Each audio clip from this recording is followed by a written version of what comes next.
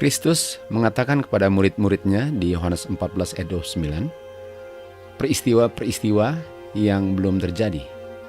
Sehingga waktu peristiwa-peristiwa itu digenapi, murid-muridnya bisa percaya. Jadi kita bisa lihat bahwa percaya itu hasil daripada melihat sesuatu yang sudah dinubuatkan digenapi.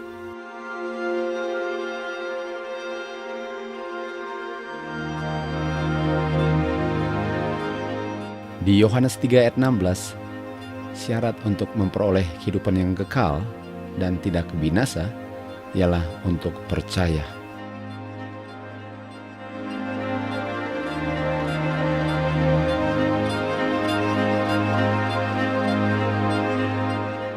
Tuhan Yesus mengatakan kepada murid-muridnya di Yohanes 14 ayat 3 bahwa Dia akan datang kembali.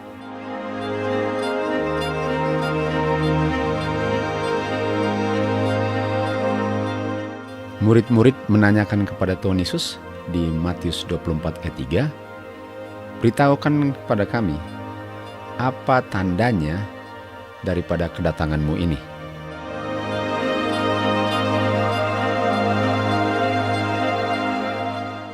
Tuhan Yesus mengatakan kepada murid-muridnya di Matius 25 ayat 13, berjaga-jagalah atau lihatlah, karena kamu tidak tahu hari dan jam kedatangan Anak Manusia. Artinya, Tuhan Yesus katakan kita harus melihat tandanya, karena kita tidak tahu kapan hari atau jam kedatangannya.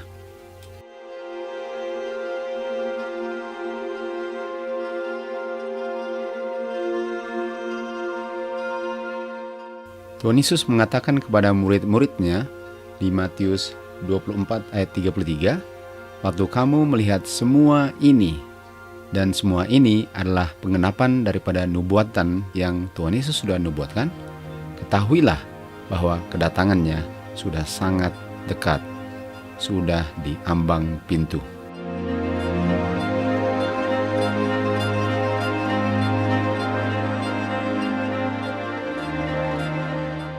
Kita diinstruksikan dan dituntut untuk mengetahui akan dekatnya kedatangan Tuhan Yesus kedua kali, untuk tidak memperdulikan akan amaran-amarannya, untuk tidak mau tahu atau mengabaikan pengetahuan bahwa kedatangannya itu sudah dekat, akan menjadi fatal bagi kita, seperti orang-orang di zaman Nuh. Mereka tidak tahu bahwa sudah mau air bah dan mereka semua dibinasakan. Great Controversy 370 paragraf 2.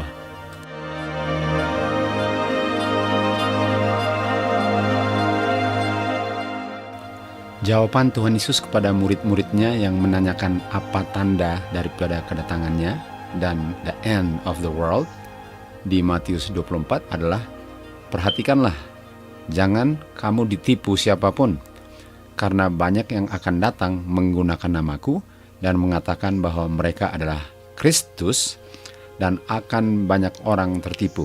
Tetapi ini belum akhirnya. Dan Injil ini akan dikabarkan ke seluruh dunia untuk menjadi saksi, barulah the end of the world tiba.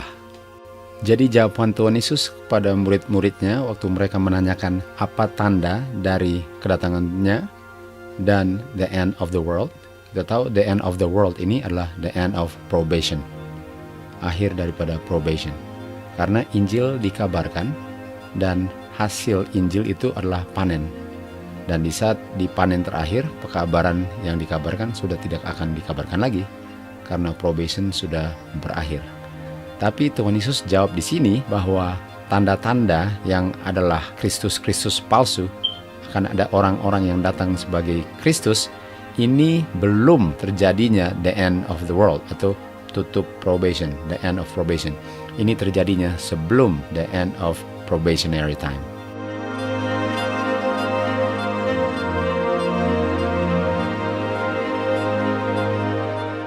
Kita lihat jawaban Tuhan Yesus setelah murid-muridnya menanyakan di ayat 3 kapan kedatangannya atau apa tanda kedatangannya dan the end of the world-nya.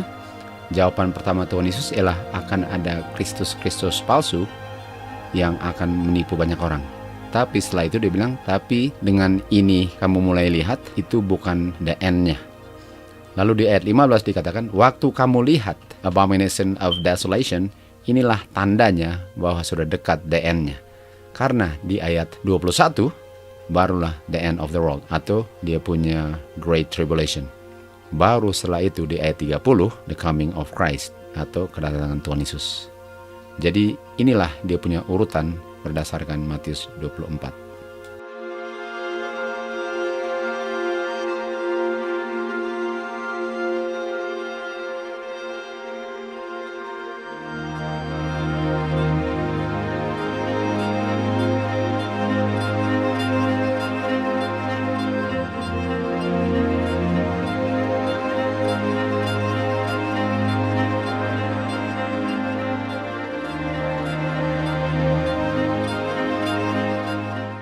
Di Lukas 13 ayat 13 dikatakan, dia yang bertahan sampai the end, dialah yang selamat.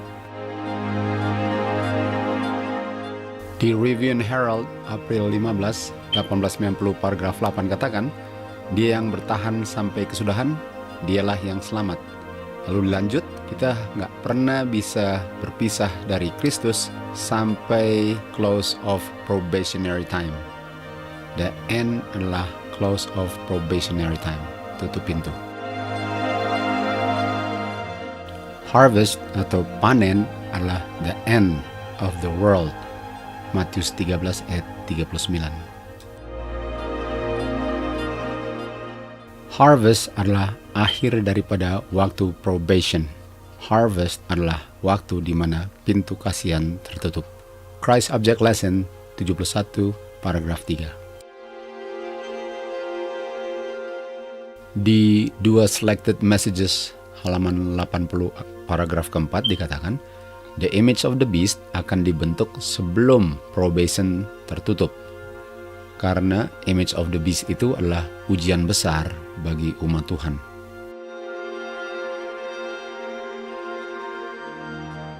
Semua akan diuji sebelum Tuhan Yesus tinggalkan posisinya di bilik maha suci. Probation bagi semua orang tertutup waktu pekerjaan Tuhan Yesus sebagai perantara berakhir. Artinya setelah probation tertutup, tidak ada lagi orang yang bisa bertobat, tidak ada lagi orang yang bisa akan jatuh setelah dia sudah selamat. Semua sudah mengambil keputusan terakhirnya. Setelah probation tertutup, tidak ada lagi kesempatan untuk keselamatan. Di 2 Testimoni 691 paragraf 2 kita baca, probation atau pintu kasihan tertutup bagi mereka yang tetap memilih untuk hidup dalam dosa dan mengabaikan rencana keselamatan atau keselamatan yang sudah diberikan kepada mereka, tapi mereka tolak. Dan ini terjadinya di saat pekerjaan Kristus berakhir, yang mana Tuhan Yesus tadinya bekerja di bilik maha suci untuk keselamatan setiap manusia. Dan ini terjadinya sebelum Tuhan Yesus datang di awan-awan. Artinya kalau saya sudah tolak kebenaran dan pintu sudah tertutup, tidak ada terang lagi, tidak ada kebenaran lagi yang bisa membuat saya bertobat dan diselamatkan. Karena saya sudah dinyatakan hilang dan tidak bisa selamat lagi di saat pintu sudah tertutup.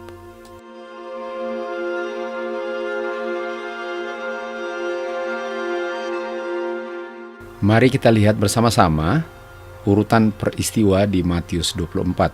Kita mulai dengan ayat 5. Banyak orang akan datang dan mengaku sebagai Kristus dan akan menipu banyak orang. Paralelnya di Great Controversy 624 paragraf pertama, persons, banyak orang, artinya lebih dari satu yang akan datang dan mengaku sebagai Kristus dan melakukan pekerjaan-pekerjaan penyembuhan orang-orang yang sakit.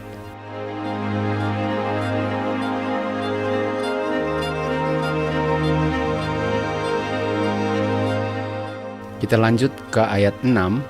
Di sini dikatakan bahwa akan ada perang dan desas-desus perang, tetapi the end atau the end of the world, yaitu tutupnya pintu probation, belum terjadi.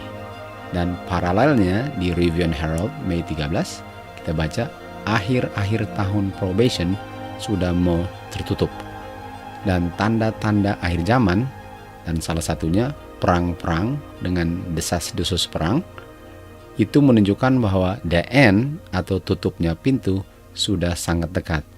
Artinya ini perang-perang dan desas-desus perang dengan juga tadi orang-orang yang mengaku sebagai Kristus ini terjadinya sebelum tertutupnya pintu, sebelum the end of the world.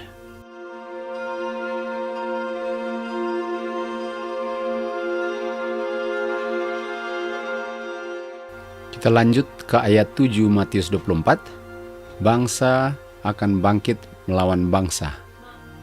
Ayat paralelnya atau kutipan paralelnya di Early Writings dibilang di sini, bangsa sekarang tambah lama tambah marah. Tetapi waktu imam besar sudah selesai pekerjaannya di Ka'bah di surga, dia akan bangkit berdiri dan mengenakan jubah vengeance atau pembalasan dendam, dan 7 kutub terakhir akan dicurahkan. Kita tahu 7 kutub terakhir ini terjadinya setelah tutup pintu, setelah probation closes, setelah yang kita sudah mengerti sebagai the end of the world.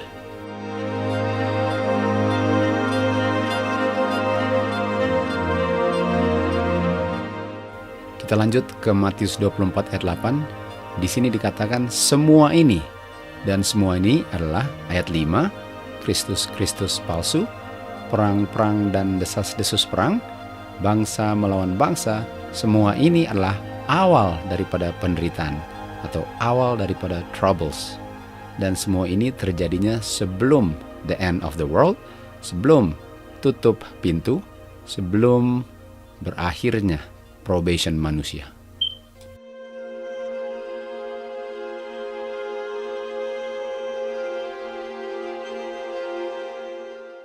Kita lanjut ke Matius 24 ayat 9 dan 10 dan ayat 13. Di sini dikatakan bahwa dan kamu akan dibunuh, akan dibenci oleh seluruh bangsa, dan akan dikhianati oleh satu dengan yang lain, dan dia yang bertahan sampai the end. Dan kita tahu the end adalah the end daripada probation, the end of the world, dialah yang akan selamat.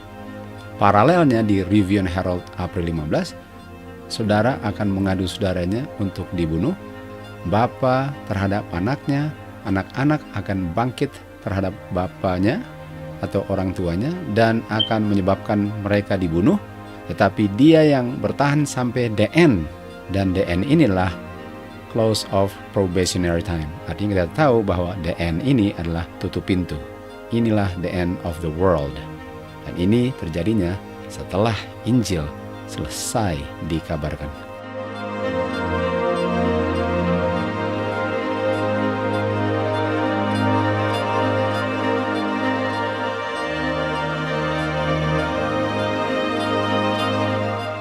Kita lanjut ke Matius 24 ayat 15 dan 16. Di saat kamu melihat the abomination of desolation, dan abomination of desolation ini berdiri di tempat yang kudus, inilah tandanya yang kamu perlu lihat. Sesuai dengan yang ditanyakan murid-murid, apa tandanya the end of the world? Dan tandanya adalah waktu kamu lihat the abomination of desolation, kamu harus lari ke gunung-gunung di ayat 16. Dan paralelnya adalah di saat Protestan mengulurkan tangannya dan berjabatan tangan dengan kuasa Roma, kita baca di Testimoni 5, 451 paragraf pertama. Di saat dia mengulurkan tangannya dan berpegangan dengan spiritualism di bawah pengaruh daripada threefold union, negara Amerika Serikat ini akan meniadakan setiap prinsip-prinsip daripada konstitusinya sebagai pemerintahan Protestan dan Republican, dan akan membuka jalan untuk penyebar luasan akan kesalahan-kesalahan kepausan dan tipuan-tipuannya. Oleh sebab itu, kita bisa mengetahui bahwa waktunya sudah datang di mana setan akan bekerja dengan pekerjaan-pekerjaannya yang dahsyat, dan kita sudah tahu bahwa the end yang kita tahu adalah the end of the world atau the end of probationary time sudah dekat. Artinya Matius 24 ayat 15 waktu saya melihat abomination of desolation berdiri tempat yang kudus, itulah tandanya bahwa the end sudah sangat dekat. Sebagaimana tentara Roma mengepung kota Yerusalem, murid-murid Tuhan Yesus mengetahui itu sebagai tanda yang sudah diberikan oleh Tuhan Yesus bahwa kebinasan Yerusalem sudah dekat. Demikian juga waktu kamu melihat ini apostasy, di mana Protestantism berjabatan tangan dengan kuasa Roma dengan spiritisme, adalah tanda bagi umat Tuhan bahwa sudah penuhlah cawan daripada murkanya. Dan ukuran daripada kejahatan bangsa ini sudah penuh. Dan malaikat mercy sudah mau terbang dan tidak pernah akan kembali lagi. Setelah umat Tuhan melihat tandanya di ayat 15 yang adalah tanda bahwa the end of the world sudah dekat, peristiwa berikutnya kita baca di ayat 21, di mana ayat itu menunjukkan bahwa akan ada Great Tribulation. Great Tribulation ini adalah masa kepicikan Yakub.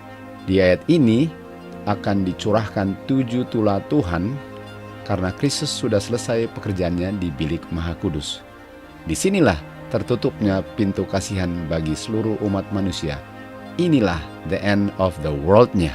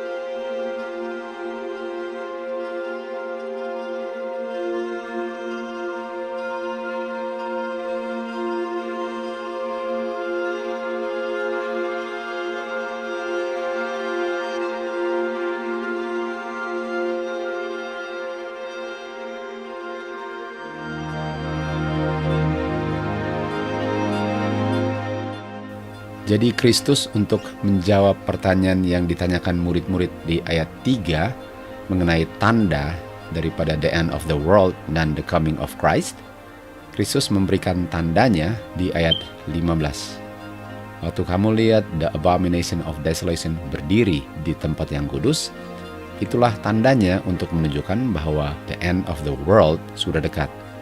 Dan ini digenapinya September 24, 2015 di buku Matius 24 ayat 15.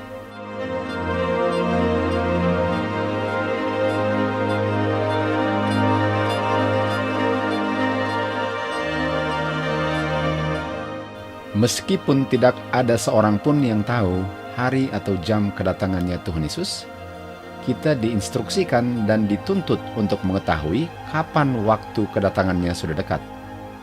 Kita diajarkan lebih lanjut bahwa untuk mengabaikan peringatannya dan menolak atau mengabaikan untuk mengetahui kapan kedatangannya sudah dekat akan sama fatalnya bagi kita sebagaimana mereka yang hidup di zaman Nuh yang tidak tahu kapan datangnya banjir air bah sehingga mereka semua dibinasakan. Peristiwa-peristiwa yang berhubungan dengan tertutupnya pintu kasihan yang kita sudah pelajari tadi di Matius 24, dan pekerjaan persiapan untuk masa kepicikan Yakub, di mana 7 tulah akan dicurahkan, sudah dipersembahkan dengan jelas. Tetapi banyak orang tidak mengerti kebenaran-kebenaran yang penting ini, seakan-akan mereka tidak pernah mendengarnya. Setan berjaga-jaga untuk merampas setiap kesan yang mereka peroleh, yang kalau mereka pertahankan kesan itu akan membuat mereka bijaksana akan keselamatan mereka. Dan di masa kepicikan Yakub ini, mereka akan kedapatan tidak siap.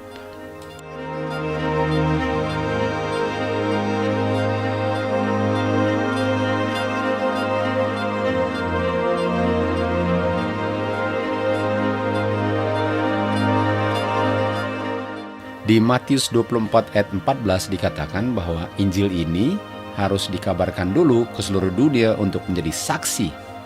Barulah the end of the world tiba, atau close of probation. Kita baca di Earlier Writings halaman 280 paragraf pertama, dikatakan di sini bahwa sementara Tuhan Yesus masih bekerja di bilik maha suci di surga, mustahil untuk tulah-tulah ini dicurahkan. Tapi di saat pekerjaannya sudah selesai, barulah murka Bapa akan dicurahkan, dan semua yang akan menerimanya adalah semua yang menolak rencana keselamatan dan tidak suka untuk dosa-dosa mereka ditegur. Di saat pekabaran malaikat ketiga selesai dikabarkan, hal ini membuat banyak orang yang menolak akan pekabaran ini marah.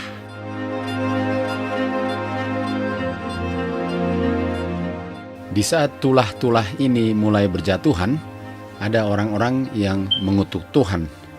Ada juga orang-orang yang memohon dari umat Tuhan untuk mengajarkan pada mereka bagaimana caranya untuk luput tulah-tulah ini yang adalah penghakiman Tuhan. Tetapi umat Tuhan tidak bisa buat apa-apa lagi atau tidak bisa menganjurkan apa-apa lagi karena pintu kasihan sudah tertutup. Tangisan terakhir untuk orang-orang berdosa telah ditangisi. Doa-doa terakhir sudah dipanjatkan. Beban-beban terakhir sudah dipikul. Kabaran terakhir sudah diberikan. Di saat umat Tuhan dan seluruh surga tertarik untuk mereka punya keselamatan, mereka tidak tertarik untuk mereka punya keselamatan. Banyak menginginkan kehidupan, tetapi tidak membuat usaha apapun di bagian mereka untuk memperolehnya. Seluruh surga sudah bersatu dengan Kristus waktu mereka mendengar perkataan-perkataan yang mengerikan. Sudah selesai, sudah berakhir, rencana keselamatan sudah menghasilkan orang-orang yang selamat. Tetapi hanya sedikit orang yang pilih untuk menerimanya.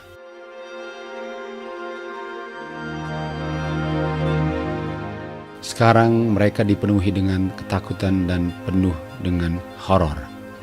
Dengan jelas bisa terdengar suara mereka berkata, "Sudah terlambat, sudah terlambat." Early Writings 281 paragraf 1.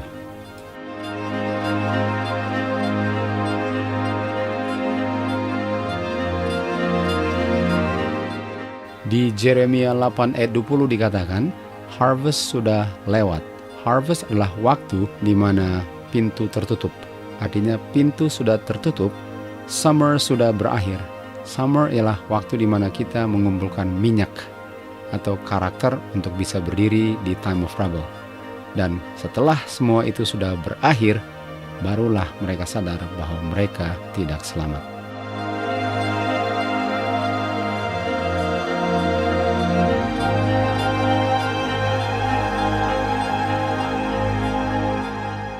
Di Matius 24 ayat 21, di sini kita melihat bahwa akan ada Great Tribulation. Sama dengan Daniel 12 ayat 1, bicara tentang the time of trouble, yang kita mengerti sebagai the end of the world, dan juga adalah the close of probation. Dan ini terjadinya setelah ayat yang Tuhan Yesus berikan kepada murid-muridnya mengenai abomination of desolation sebagai tanda bahwa Great Tribulation sudah dekat.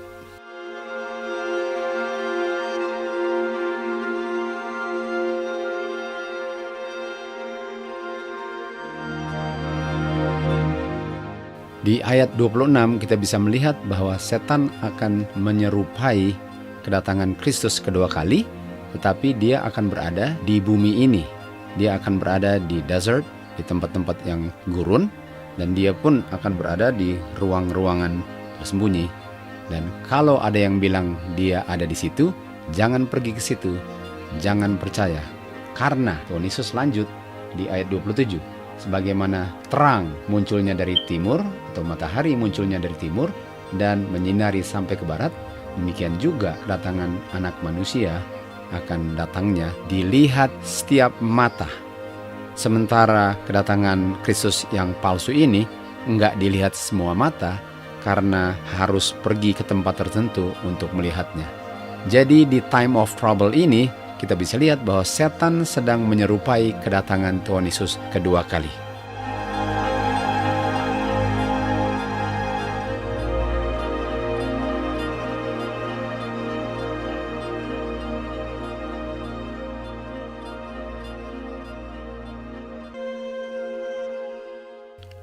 The seven last plagues ini tidak akan dicurahkan sementara Tuhan Yesus masih bekerja di bilik mas suci di surga. Dan setelah pekerjaan Tuhan Yesus selesai, barulah ini plagues mulai dicurahkan. Dan waktu plagues ini dicurahkan, orang-orang jahat akan marah terhadap umat Tuhan. Dan mereka berpikir bahwa umat Tuhanlah penyebabnya kenapa plagues ini dicurahkan terhadap mereka. Dan kalau mereka bisa singkirkan umat Tuhan, mereka pikir plagues ini tidak akan terus dicurahkan lagi. Di gereja-gereja dan di tempat pertemuan-pertemuan, pemimpin-pemimpin gereja akan mendesak umat-umatnya atau anggota-anggotanya betapa pentingnya untuk memelihara hari Minggu. Dan kita sudah bisa lihat ini karena umat Tuhan dituduh sebagai penyebab daripada bencana-bencana alam yang sedang terjadi.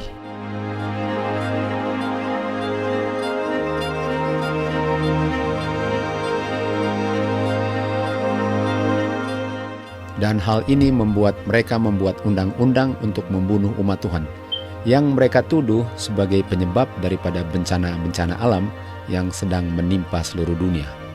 Ini membuat umat Tuhan sekarang berseru siang dan malam untuk diluputkan dari tangan-tangan orang yang mau membunuh mereka. Dan ini terjadinya di Jacob's time of trouble. Ini terjadinya setelah tutup pintu.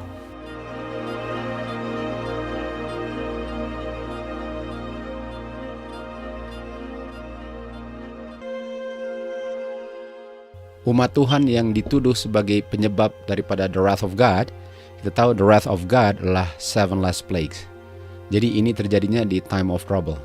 Dan karena wrath of God ini dicurahkan ke dunia, umat Tuhan yang memelihara hari Sabat hari ke-7 akan dituduh sebagai penyebab bencana-bencana alam karena mereka tidak mau memelihara hari Minggu.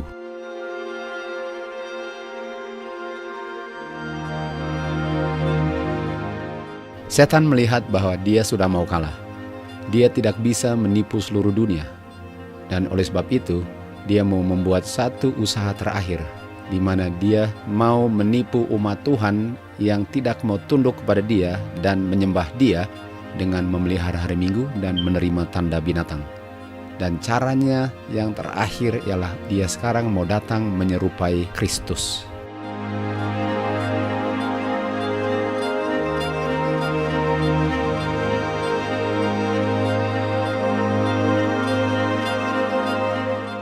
Dia sekarang menyatakan dirinya sebagai Kristus, dan dia dipercaya banyak orang sebagai Kristus. Hal ini menipu pengikut-pengikutnya, dan semua berseru suara kemenangan. Dan mereka katakan, Kristus telah datang kedua kali. Kristus telah datang.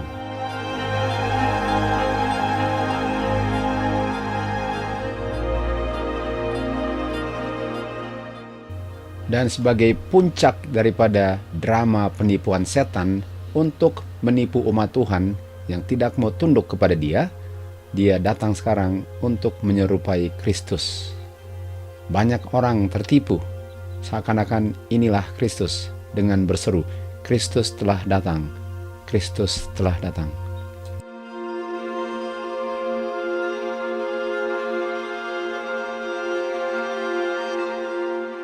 Setan meniru Kristus dengan menyembuhkan penyakit-penyakit daripada banyak orang. Dan setelah itu sebagai Kristus, dia bilang dia telah merubah hari Sabat hari ke-7 ke hari Minggu hari pertama. Dan memerintahkan semua untuk menguduskan hari yang dia telah berkati.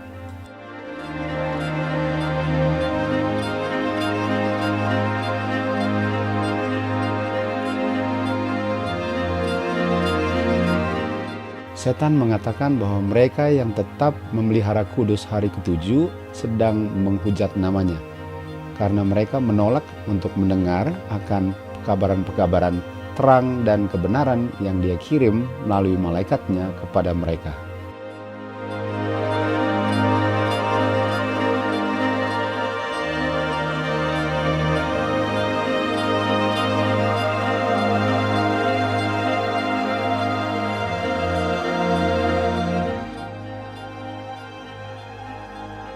Umat Tuhan sekarang melihat dengan satu kekaguman dan satu keheranan akan apa yang sedang terjadi. Apakah umat Tuhan akan tertipu juga? Apakah mereka akan sembah setan juga karena berpikir bahwa ini adalah Kristus yang mereka nantikan?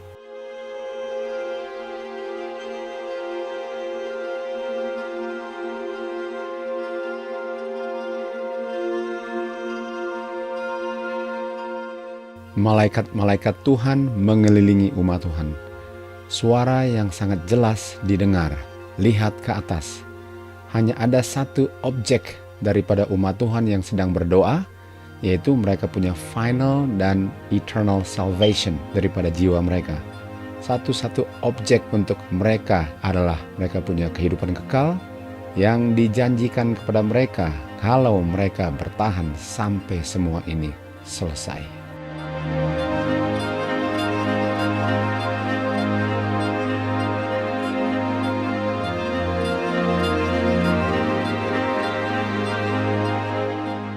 Karakter mereka ini adalah karakter yang dibentuk oleh kuasa Tuhan sehingga mereka bisa melihat akan semua tipuan-tipuan setan. Pengertian mereka akan firman Tuhan telah memberikan mereka satu tujuan hidup yang pasti di mana mereka tidak bisa digoyangkan dari tujuan yang sudah pasti itu. Seandainya setan bisa membuat mereka ragu dalam satu hal, mereka bisa ditumbangkan setan.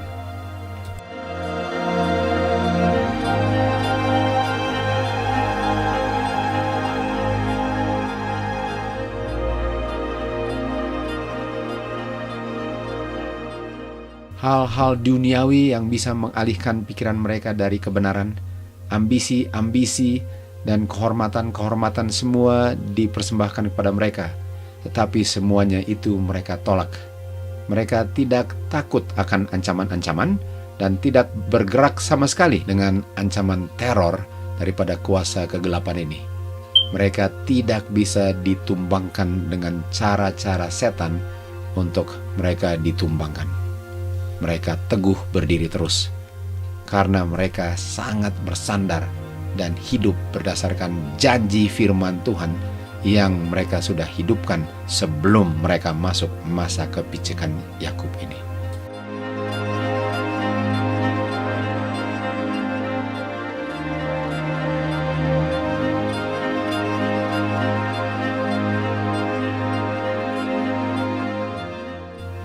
Jadi pertanyaannya, mengapa setan mau menyerupai Kristus? Karena setan mendengar seruan umat Tuhan siang dan malam untuk dapat diluputkan dari undang-undang untuk memusnahkan mereka dari permukaan bumi ini. Undang-undang ini diadakan karena umat Tuhan dituduh sebagai penyebab tulah-tulah yang sedang menimpa penduduk bumi ini. Karena umat Tuhan memelihara hari Sabat hari ketujuh, dan tidak mau memelihara hari Minggu sebagai hari kudus Tuhan. Dengan kata lain, umat Tuhan tidak mau menerima tanda binatang.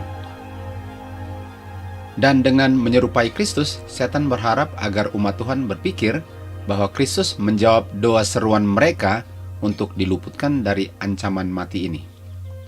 Dan hal ini terjadinya setelah pintu kasihan sudah tertutup.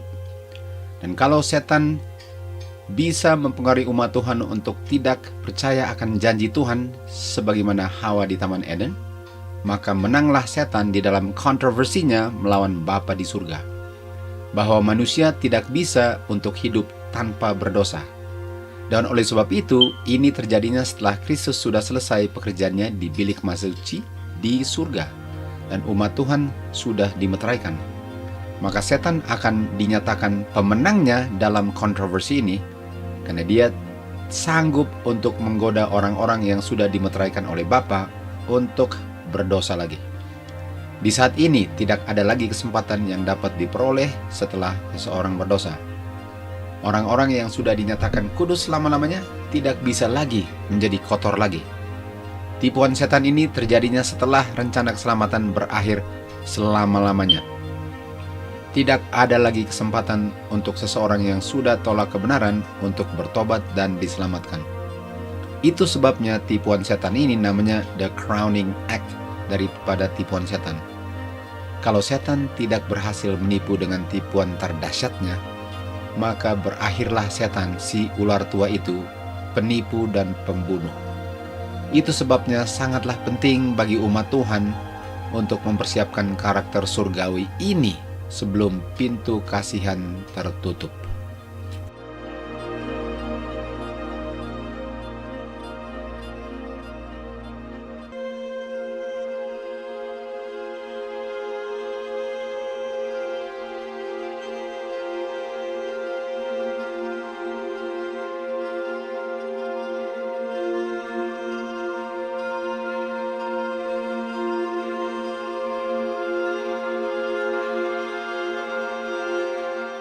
Di saat hukum yang fungsinya untuk melindungi rakyatnya tidak berlaku lagi bagi orang-orang yang memelihara hukum Tuhan, akan ada gerakan serentak untuk membinasakan umat Tuhan.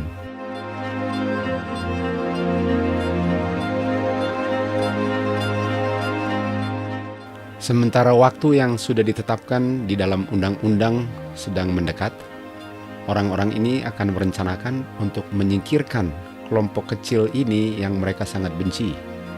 Akan ditetapkan di mana pada malam yang tertentu mereka akan serang dan akan membungkamkan suara-suara yang selalu menegur mereka dan suara-suara yang mereka tidak senang untuk dengar.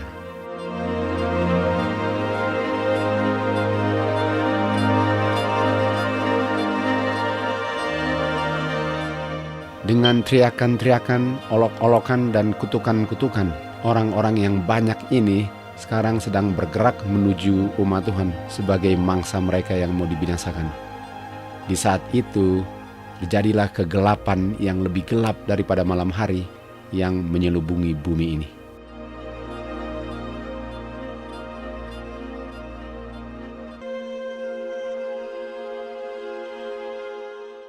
Orang-orang banyak yang dipenuhi dengan amarah ini tiba-tiba berdiam di tempat.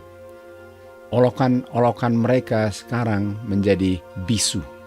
Tujuan-tujuan untuk membinasakan umat Tuhan ini sekarang dilupakan.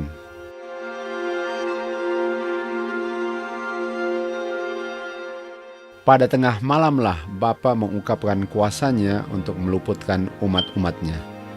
Di tengah-tengah langit yang penuh dengan kegelapan, kelihatanlah kemuliaan Bapa yang sangat indah yang tidak bisa diungkapkan dengan kata-kata manusia. Dan terdengarlah suara Bapa seperti deru banyak air dan berkata, "Sudah selesai."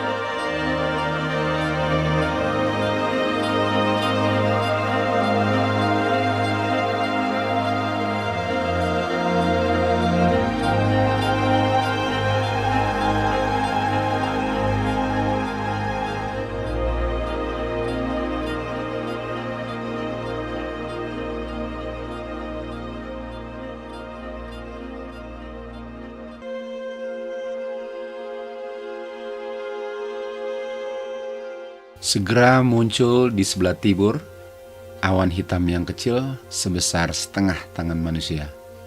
Umat Tuhan mengenal ini sebagai tanda kedatangan Tuhan Yesus kedua kali.